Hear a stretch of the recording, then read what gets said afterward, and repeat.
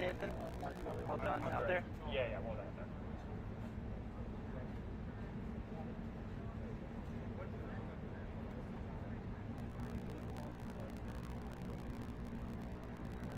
At this point, really make an impact on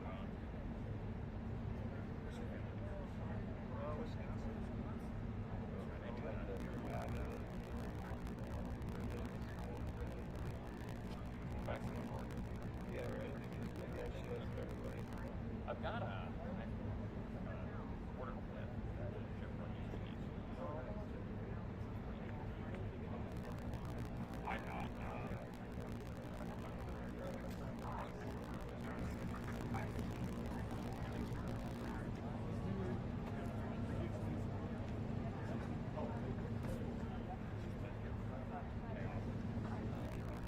yeah.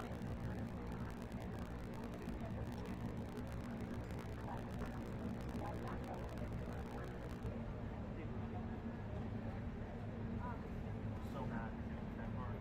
I wanted it so bad. Yeah.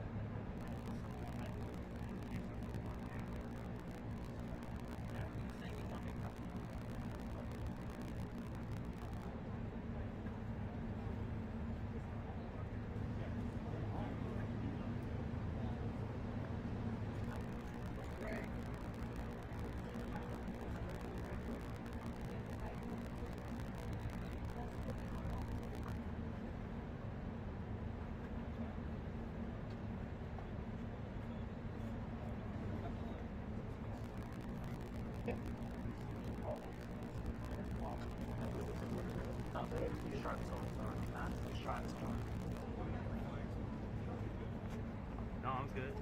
They're saying it's dark back in there. Like dark. Like just Irish up. Oh.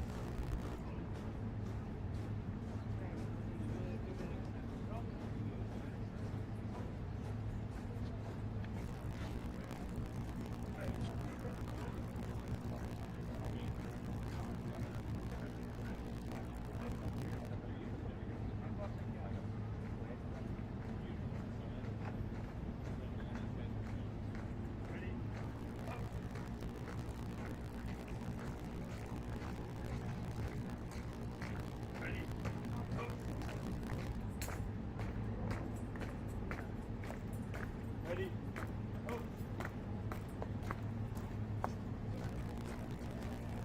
Ready?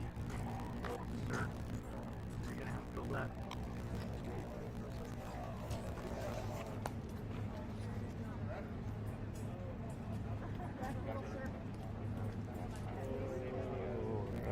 Thank you, sir.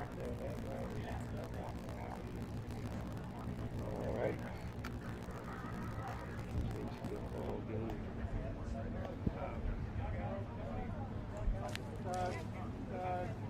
Yeah, I think they're different.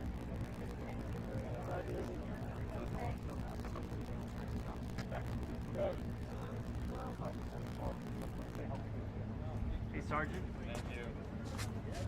Sergeant. Hey, Sergeant.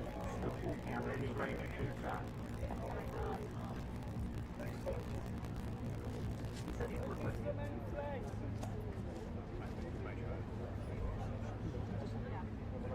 6 inches that way.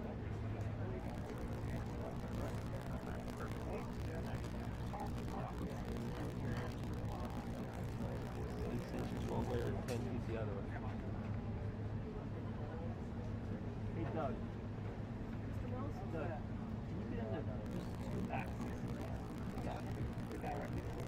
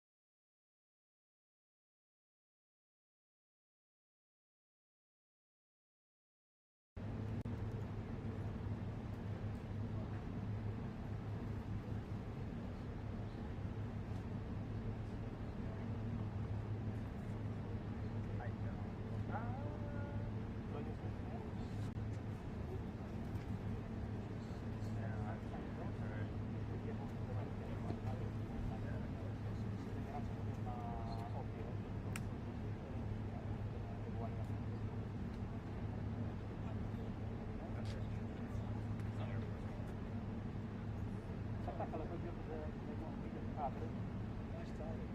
Ma l'hai preso ma non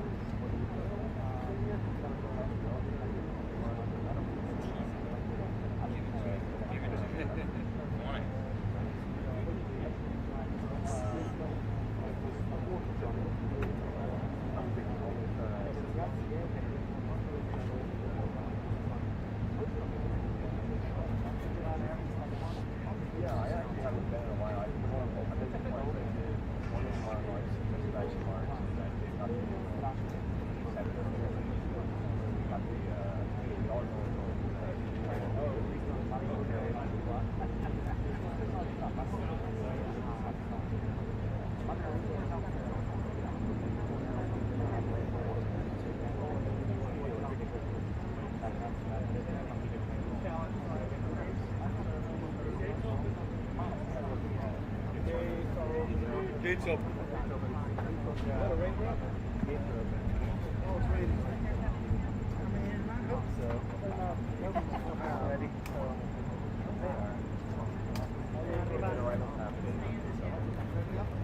I'm born ready. And for how long will it stay It'll be fast, but they usually turn and wave and whatever.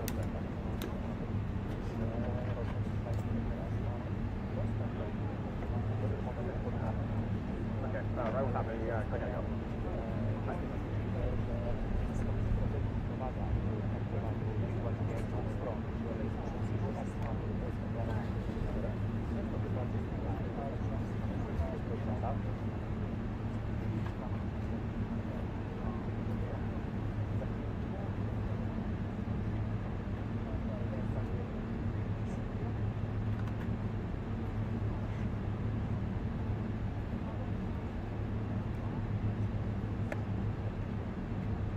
A dziękuję, bo ja też mam taką nadzieję. Tak. Jestem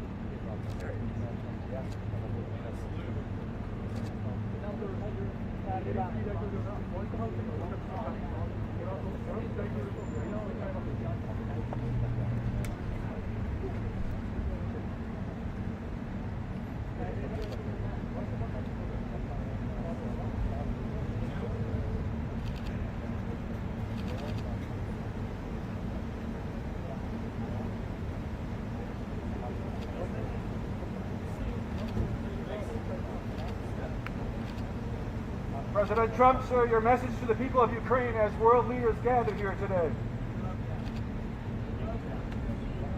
Russia continues to attack civilians in Kharkiv, killing many. Is there a just stop for peace on the table? Will you see land from Russia?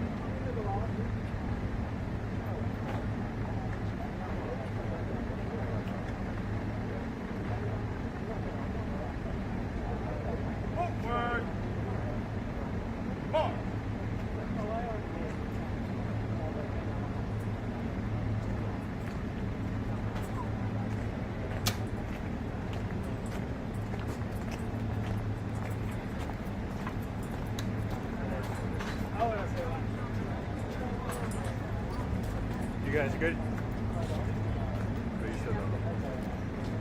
I'm hot. Oh, wait a second. Whether they've got you back here. This one's not so.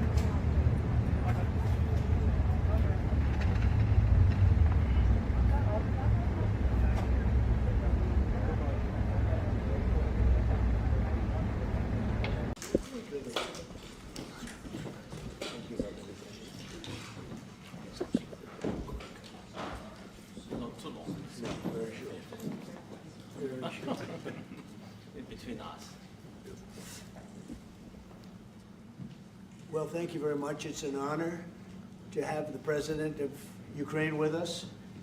We've had a lot of good discussions, a lot of good talks, and I think progress is being made, very, very substantial progress in many ways. We had a good meeting, as you know, just a short while ago with the President of Russia, and I think there's a possibility that something could come out of it, and today's meeting is very important. We have, I guess, the seven very powerful leaders from Europe, and we're going to be meeting with them right after this meeting, and thank you very much for being here. Thank you so much, Mr. President. If I can, first of all, thank Please. you for invitation, and thank you very much for your efforts, personal efforts to stop killings and stop this war. Thank you, and using this opportunity, many thanks to your wife, First Lady of the United States. She sent a letter to Putin about our children, abducted children, and my wife, she, First Lady of Ukraine, she gave the letter. It's not to you, to your wife. Oh, I want it. Yeah. So we are saying this sensitive topic, yes, please. And thanks to our partners, and that you supported this format, that after our meeting we can have leaders who are around us, UK, France, Germany, Italy, Finland, EU, NATO, I mean all partners around Ukraine supporting us. Thanks to them, and thank you very much for invitation. Thank you very much for being here. President Trump. Do you think it's fair? Yes, Peter, go ahead. Thank you, President Trump. So, President Zelenskyy, you say in a post on X today, Russia must end this war, which it itself started. President Trump, you say President Zelenskyy of Ukraine can end the war with Russia almost immediately if he wants to. Which is it? Yeah, I think that's true. I think we're going to have a meeting. I think if everything works out well today, we'll have a trilat. And I think there will be a reasonable chance of ending the war when we do that. And is this the end of the road for American support for Ukraine? Is today's meeting deal or no deal?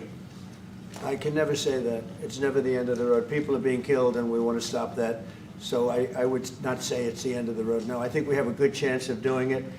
It's been almost 4 years now that a lot of people were killed last week. A lot of people last week. I mean, millions of people killed, but a lot of people last week for whatever reason. A big number, a lot of soldiers, on both sides. And I know the president, I know myself, and I believe Vladimir Putin wants to see it ended. And as you met with Putin on Friday, today you've got President Zelenskyy here. As you listen to Russia and Ukraine, which side has the better cards? Right Well, now? I don't want to say that. I'm just here to be, look, this isn't my war. This is Joe Biden's war. He's the one that had a lot to do with this happening, and we want to get it ended. And we want it to end good for everybody. We want it to end good. The people of Ukraine have suffered incredibly. And to that point, President Zelenskyy, are you prepared to keep sending Ukrainian troops to their deaths for another couple years, or are you going to agree to redraw the maps? Thank you for your question. So, first of all, we live under each day attacks. That today have been a lot of attacks and a lot of wounded people, and the child was dead, small one year and a half.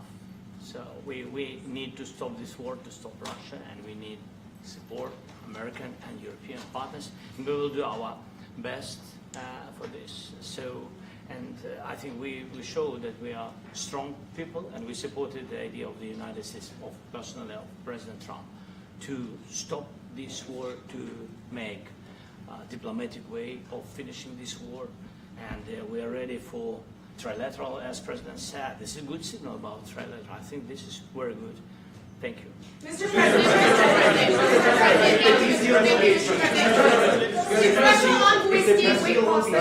Yes, if the peace deal will be achieved, are you going to be willing to send American peacekeepers to Ukraine? Well, we're going to work with Ukraine. We're going to work with everybody, and we're going to make sure that if there's peace, the peace is going to stay long term. This is very long term. We're not talking about a 2-year peace and then we end up in this mess again. We're going to make sure that everything's good. We'll work with Russia. We're going to work with Ukraine, and we're going to make sure it works. And I think if we can get to peace, it's going to work. I have no doubt about it. Your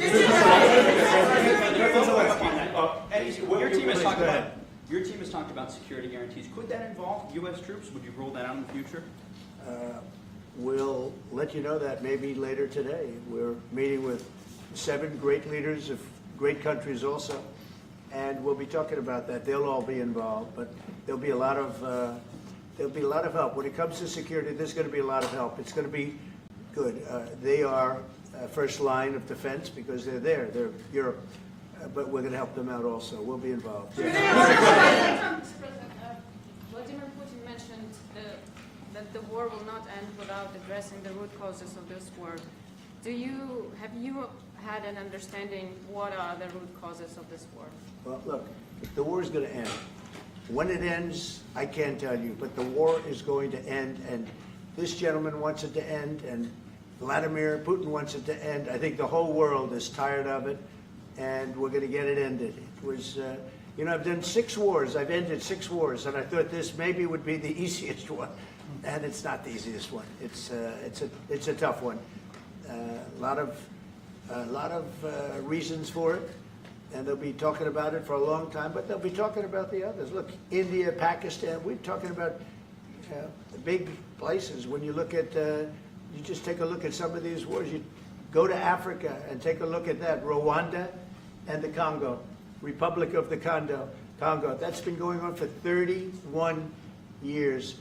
And so we've done a total of 6, and we really have 6, not including the fact that we obliterated, and it turned out to be a total obliteration, the nuclear, as you said, the future nuclear capability of Iran.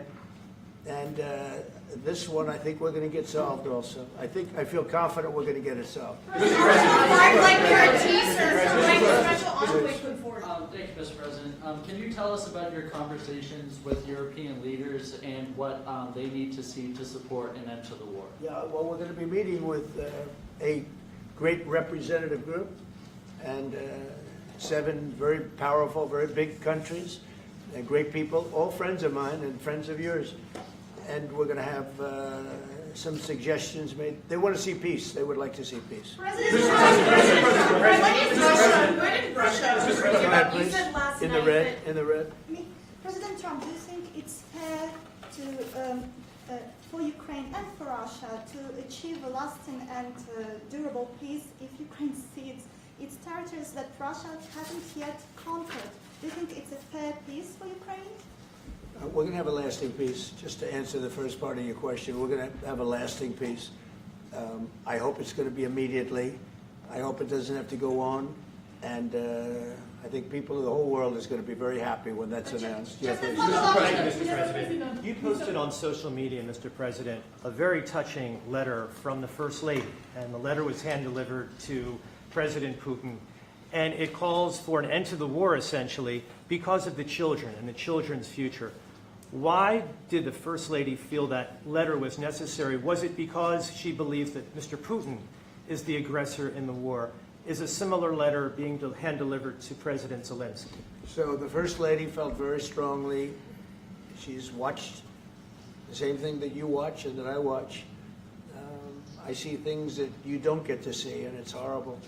But when she's got a great love of children, she has a wonderful son that she loves, probably more than anybody, including me. I hate to say it, but she loves her son. She loves children, and she hates to see something like this happening. And that goes for other wars too. I mean, she sees the heartbreak, the parents, the funerals that you see on television. Always funerals. We want to see something other than funerals. No, she felt. It was a beautiful letter. It was very well received by him. And she did ask me to say, she would love to see this end. She would love to see it end. And she says it very openly, very proudly, and with great sorrow because so many people have been killed. Mr. President, last week, Brian, go ahead, Brian. Yes, sir. I've got a question for each of you. Yes. First of all, President Zelensky. You look fabulous in that suit. I said the same thing. Yeah, you look good. I said the same thing. Yeah, looks good on I you. said the one that attacked you last time. See, now he's I remember that. Yeah, I apologize to you. You look wonderful. No, my first question for you, President Zelensky. In the same suit. You see, I changed, you are not. Maybe yours is much better. Real quickly, upon peace, God willing we get peace, are you open to holding an election in your country? Yes, of course. We are open for election, yes. We have to do safety circumstances, and a little bit we need to work in the parliament, because during the war you can't have elections, but we can do security. We need, maybe, how to say, we need a truth, yes, everywhere, in the battlefield, in the sky, in the sea, yeah, to make possible for people to do democratic, open, legal elections. So you say we're ready. during the war you can't have elections. So let me just say 3.5 years from now, so you mean if we happen to be in a war with somebody, no more elections. Oh, that's good. I wonder what the fake You like news this is. idea? Yeah. No. Speaking of news, I got a question for you. This sounds insane for me even to ask this, but do you think the American media really doesn't even want a peace deal? Because they've seen they've been so critical of you every step of the way as you lead the charge for peace. It's an amazing phenomenon. I said that if in the settlement you got Moscow, St. Petersburg, and thousands of miles around them, they would say, I made a bad deal. The level of hatred and animosity is incredible. Not with all. I mean, we have great people up here. We also have terrible people up there that I think are told what to say. But, you know, in solving all of these wars, they don't even write about it. You know, I saw major wars. I saw wars that have been going on for 31, 35, and 37, and a couple of quicker ones. One that was going to go into a full-blown deal very quickly. You know what the one I'm talking about. It was a big one. But they don't even write about that. No matter what I do, no matter what, and you know, this is not anything to do with you. It's probably to your advantage in a certain way. But no matter what I do, no matter what deal I make, from my standpoint, you'll come out good. Maybe President Putin will come out good. But they'll say, Trump was absolutely horrible. It's just it. And I've lived with that for a long time. I've lived with it since just before the first election. I used to get great publicity. Now I get the worst publicity anyone's ever gotten in office, but I won in a landslide, so that people understand. They're the only ones that count, ultimately. But I've also had great reporters. I've had journalists that are very good. But it's very sad when you do the right thing. As an example, they said, because of the fact that Vladimir Putin came to American soil, this was a tremendous defeat for Donald Trump. No, it was really wonderful that he did it. It was a hard thing for him to do, to be honest with you. It was the opposite of what they said, but they said it. Now, if he didn't come, they'd say that was also bad for Trump. You know, there's no way. And there's just a great dishonesty of the press, and I think that's why it's lost its credibility. You know, its credibility is at an all-time low. We have a thing going on right now in D.C. We went from the most unsafe place anywhere to a place that now friends are calling me up, Democrats are calling me up, and they're saying, sir, I want to thank you. My wife and I went out to dinner last night for the first time in 4 years, and Washington, D.C. is safe, and you did that in 4 days. I'll tell you, it's safe. I had another friend of mine, he has a son who's a great golfer, he's on tour, and he came in 4th yesterday in the big tournament where Scotty Scheffler made the great shot, and he said his son is going to dinner in Washington, D.C. tonight. I said, would you have allowed that to happen a year ago? He said, no way, no way. He said, what you've done is incredible. And I think the people realize it. But the press says, he's a dictator, he's trying to take over. No, all I want is security for our people. But people that haven't gone out to dinner in Washington, D.C. in 2 years are going out to dinner. And the restaurants the last 2 days were busier than they've been in a long time. Sir, Thank I you. walked around yesterday with MTG. If you could walk around with DC with MTG and not be attacked, the city is safe. Thank you, Mr. President. Last week, you warned of what you called severe consequences if a 30-day ceasefire or any type of ceasefire were not agreed to by Russia. Will there be severe consequences? Does that change because of I the don't meeting think you with need a President Putin? ceasefire. You know, if you look at the 6 deals that I settled this year, they were all at war. I didn't do any ceasefires. And I know that it might be good to have, but I can also understand strategically why, well, you know, one country or the other wouldn't want it. You have a ceasefire and they rebuild and rebuild and rebuild, and, you know, maybe they don't want that. But if you look at the 6 deals that we made peace and you know, long-term, long-running wars, I didn't do any ceasefires. Would I like the concept. You know, I like the concept of a ceasefire for one reason, because you'd stop killing people immediately, as opposed to in 2 weeks or 1 week or whatever it takes. But we can work a deal where we're working on a peace deal while they're fighting. They have to fight. I wish they could stop. I'd like them to stop. But strategically, that could be a disadvantage for one side or the other. But all of these deals I made without even the mention of the words ceasefire. President Zelenskyy, are Can you you disappointed that explain there's the no ceasefire? decision to offer Ukraine Article 5-like security guarantees, but stop short of pushing for their full membership? Yeah, well, we haven't done anything on that yet. If you look back and you go back long before President Putin, it was always a statement that they would never allow Ukraine into NATO. So that was a statement that was made, but we haven't discussed any of that yet. We're going to be discussing it today.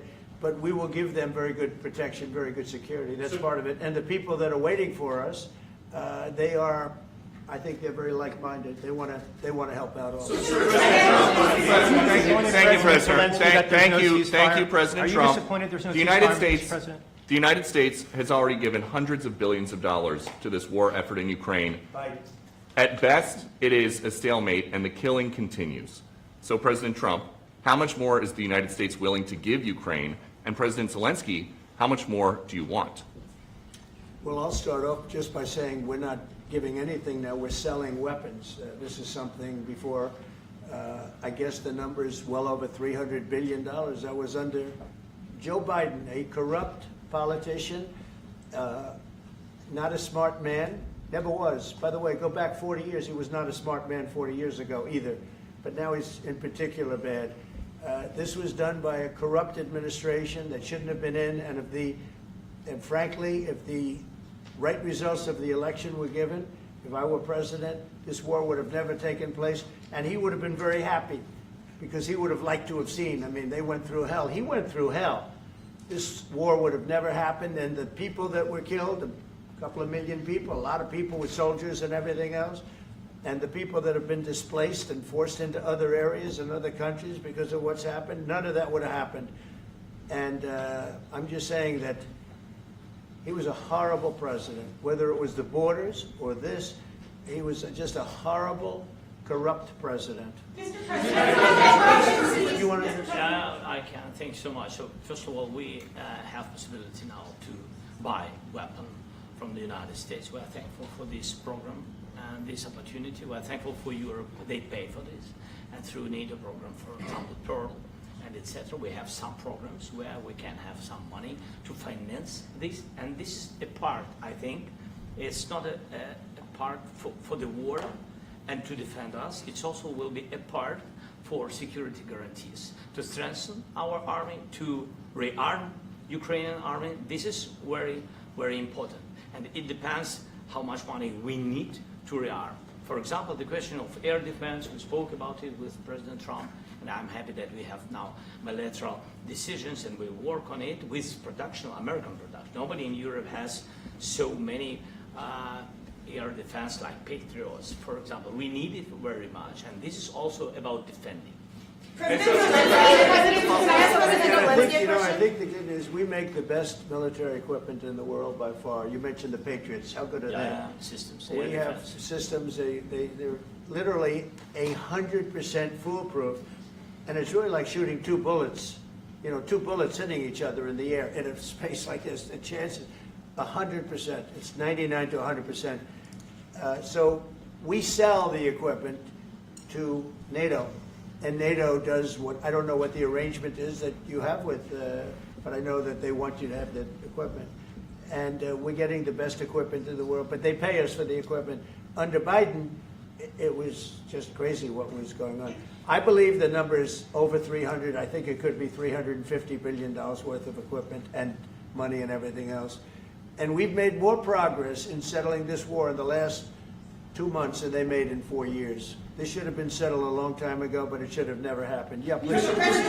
Real quickly, you pushed out on social media. All right, Brian, go first. You pushed out on social media about doing away with mail-in ballots and potentially electronic voting machines. Can you expand on that and how important Well, that's a very off-topic, just really quickly. Mail-in ballots are corrupt. Mail-in ballots, you can never have a real democracy with mail-in ballots. And we, as a Republican Party, are going to do everything possible that we get rid of mail-in ballots. We're going to start with an executive order that's being written right now by the best lawyers in the country to end mail-in ballots because they're corrupt. And you know that we're the only country in the world, I believe, I may be wrong, but just about the only country in the world that uses them because of what's happened. Massive fraud all over the place. The other thing we want change are the machines. For all of the money they spend, it's approximately 10 times more expensive than paper ballots. And paper ballots are very sophisticated with the watermark paper and everything else. We would get secure elections. We'd get much faster results. The machines, I mean, they say we're going to have the results in 2 weeks. With paper ballots, you have the results that night. Most people, but most people, many countries use paper ballots. It's the most secure form. So between paper ballots, very, very important, paper ballots, and I think maybe even more important, the mail-in voting. We're going to end mail-in voting. It's a fraud. If you have mail-in vote, even Jimmy Carter with this commission, they set it up. He said the one thing about mail-in voting, you will never have an honest election if you have mail-in. And it's time that the Republicans get tough and stop it because the Democrats want it. It's the only way they can get elected. Because with men and women's sports and with transgender for everybody and open borders and all of the horrible things, and now the new thing is they love crime. They're fighting me on the fact that I've made Washington, D.C. safe. We're not going to get mugged, beaten up, or killed like all the people you've been watching get so badly hurt. I'm glad, I hate to take your time with this, but I'm glad you asked me that question. Sorry. We're going to stop mail-in ballots because it's corrupt. You know, when you go to a voting booth and you do it the right way and you go to a state that runs it properly, you go in, they even ask me, they asked me for my license plate, for identity. I said, I don't know if I have it. They said, sir, you have to have it. I was very impressed, actually. But it's very hard to cheat with mail-in voting. As you know what happens in California, it's so corrupt, where some people get 5, 6, 7 ballots delivered to them. Now, we got to stop mail-in voting, and the Republicans have to lead the charge. The Democrats want it because they have horrible policy. If you have mail-in voting, you're not going to have many Democrats get elected. That's bigger than anything having to do with redistricting, believe me. And the Republicans have to get smart. We're not going to have a country. I said for a long time at rallies, you need borders and you need free and fair elections. Those two things, otherwise you don't have. We have strong borders now. In 90 days, Mr. President, we didn't have 1, 0, 0, and 3 months. Not one person came in illegally into our country. In fact, even I find that hard to believe, but it's run by a little bit of a liberal group that put out the numbers, so I guess it's, but 0, 0, and 0. You go back a year ago, 2 years ago, 3, millions of people poured into our country. It was terrible. Thank you very much. President Zelenskyy, what security guarantees do you need from President Trump to be able to make a deal? Is it American troops, intelligence, equipment? What is it? Everything. And really, it includes 2 parts. First, strong Ukrainian army.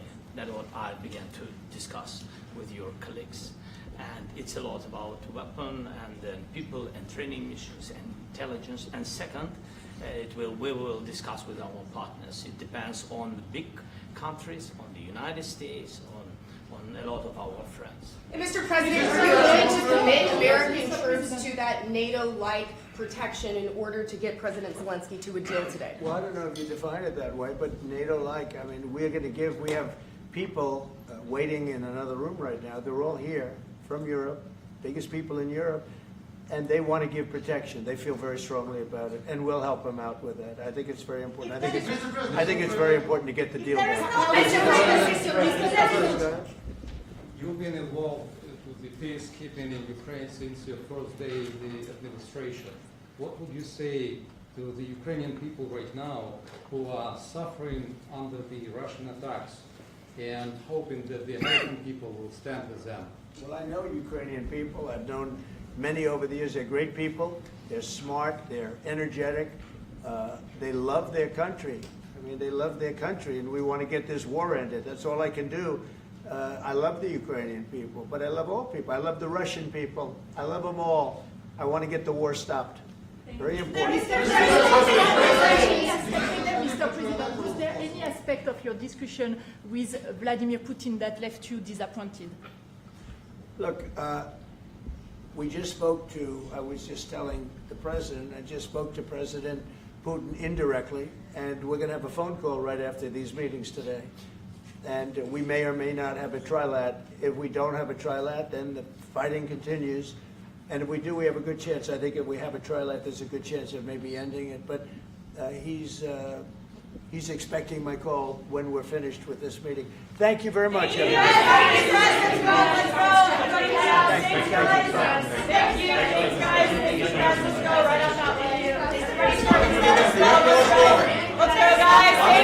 Thank you, press. Let's go. Move. Come on, guys. Let's go. Thank you, guys. Thank you, press. Thank you. Keep moving. Thanks, guys. Keep moving. Thanks, guys. Keep moving.